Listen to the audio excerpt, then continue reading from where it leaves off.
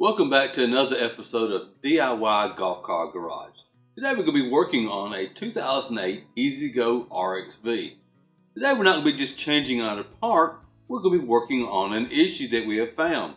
We took the golf car out for a ride and found that it was not performing as it should.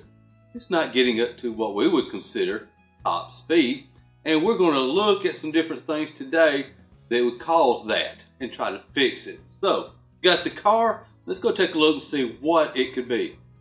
Okay, the first thing we want to do is go ahead and remove the mat. Now, as you can see, I've already gotten it out of our way. But to do that, I had to get my T45 star. Go here, take this bolt out, this one. Take those out, take the side seal, just bring it out a little bit.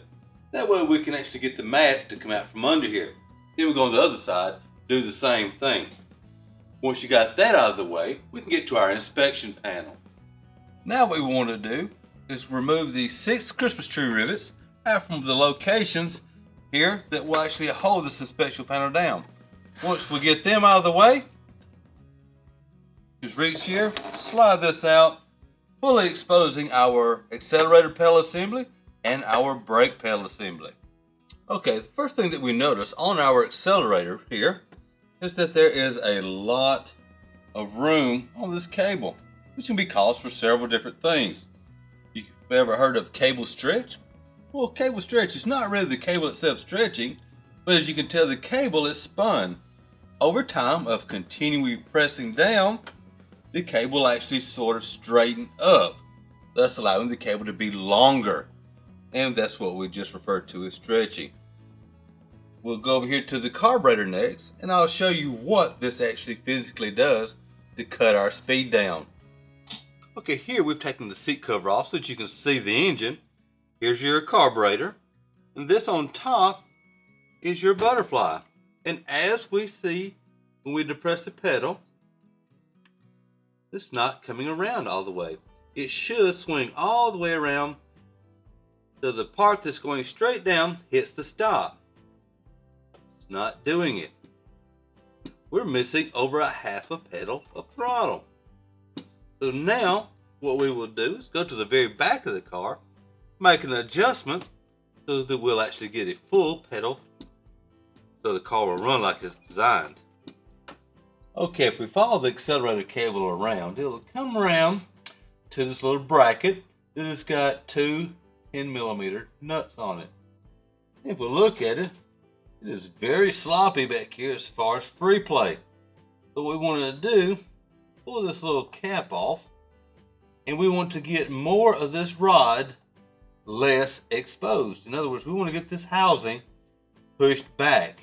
In order to do that, we'll take this outer nut loose and run it closer to the edge, then move the jam nut up closer to it so we won't hardly see any of this threaded rod.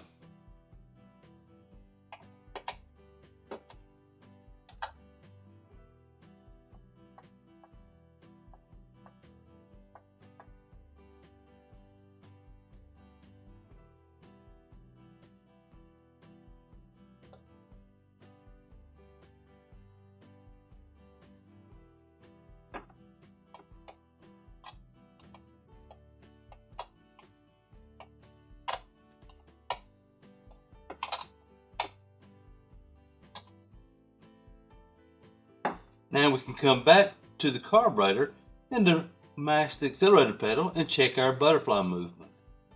Okay, if we remember before, the butterfly would come around and go about that close. Now, as we depress the accelerator pedal, we want to make sure that it comes almost to the stop as the pedal hits the floor. You don't want this hitting the stop. This stops right at it. That tells us we've got good movement and we should get full acceleration now. We'll make sure those 2 nuts are tight and we'll put everything back together. As you can see, the cable here is a lot better. It's not too stiff, it's not too much free play in it. Now before I close everything up, I'm going to grab me a little bit of WD-40 and spray on the springs here and this little pivot point just to keep everything good, lubed, and cleaned up. We notice over here we've got a brake cable That's original. And this one here's done been replaced once.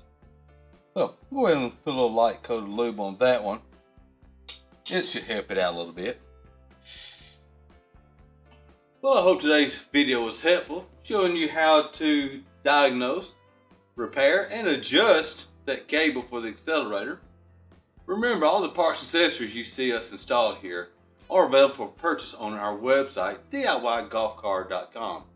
Don't forget to look us up on Facebook and like us. If you have any questions or comments, leave it below. Don't forget to subscribe. And once again, thank you for visiting us here at DIY Golf Car Garage.